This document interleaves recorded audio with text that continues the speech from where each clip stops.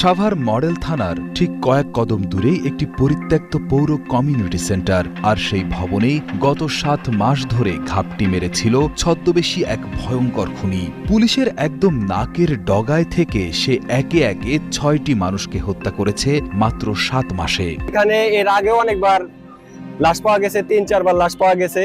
এটার কোনো পদক্ষেপ নেওয়া হয় নাই। আমাদের এদিক দিয়ে চলাফেরা করতে এখন ভয় লাগে। এই যে সামনে এত বড় একটা আর্মি স্কোয়াড, এইটা থাকা সত্ত্বেও আমরা দেখি প্রায় মানে পুরো রাতে এখানে আর্মি টহল চলে, সবই চলে, তারপরেও কিভাবে এখানে লাশ পাওয়া যায়। গত 18 জানুয়ারি রবিবার ওই ভবন থেকে আগুনে পোড়া 2টি লাশ উদ্ধার হওয়ার পর বেরিয়ে আসে রক্তহীন করা সব তথ্য। স্থানীয়দের ভাষ্য, খুনি একজন ছদ্মবেশী ভবঘুরে। দিনের বেলা তাকে হয়তো সাভারের ব্যাংক কলোনি বা লালটেক এলাকায় উদ্দেশ্যহীনভাবে ঘুরে বেড়াতে দেখা যেত।